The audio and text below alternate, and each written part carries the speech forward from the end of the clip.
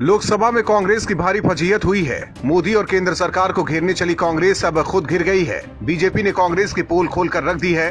पहले चीन मामले पर और अब आर्थिक नीतियों पर कांग्रेस बुरी तरह फंस गई है। चीन से तनाव पर जब कांग्रेस ने केंद्र सरकार पर आरोप लगाया तो मोदी के मंत्रियों ने जवाहरलाल नेहरू के समझौते को याद दिलाकर कांग्रेस के जले पर नमक छिड़क दिया। वहीं अब वित्त मंत्री निर्मला सीतारमण ने लोकसभा में बजट पर चर्चा का जवाब देते हुए कांग्रेस पार्टी की आर्थिक नीतियों की बखिया उधेड़ दी है। उन्होंने कांग्रेस पर आर्थिक मामलों में कभी रूस तो कभी चीन का पिछलग्गू बनने का आरोप लगाया और दावा किया कि बीजेपी ने हमेशा भारत, भारतीयता और यहाँ के लोगों पर भरोसा किया है। वित्त मंत्री ने कांग्रेस पर विदेशी प्रभाव में आकर आर्थिक नीतियां तय करने का आरोप लगाया और कहा कि इसी सोच ने भारतीय बिजनेस की रीढ़ तोड़ दी। उन्होंने कहा कि भारत के आर्थिक इतिहास में ये बेहद महत्वपूर्ण है कि कैसे 1948 से समाजवाद को बड़े जोशो खरोश के साथ अपनाया गया था। सीतारमण ने आजादी के बाद से लेकर आज तक की कांग्रेस की आर्थिक नीतियों का हवाला दिया। उन्होंने कहा कि आजादी के बाद भारत के आर्थिक इतिहास पर एक नजर डालिए।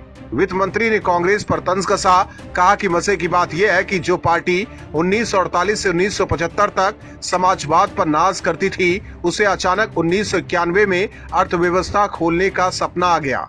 उन्होंने इस बात पर हैरानी जताई कि जिस पार्टी ने शुरू में भारतीय अर्थव्यवस्था की राह रोकी, फिर 1991 में इसे खोला और अब हमारे प्रधानमंत्री को बार बार पूछती है कि आपने कहां सुधार किया है। इसके अलावा वित्त मंत्री ने जमकर कांग्रेस पर हमला किया। हालांकि लोकसभा और राज्यसभा में कांग्रेस की फजीहत कोई नई बात नहीं है। बावजूद इसके कांग्रेस सीना तान कर ऐसे बीजेपी को घेरने में जुटी रहती है जैसे उसने बहुत बड़ा आर्थिक सुधार अपने जमाने में किया था। Bureau report, OMH news. और भी वीडियोस देखने के लिए चैनल को सब्सक्राइब करें और बेल आइकन को दबाएं।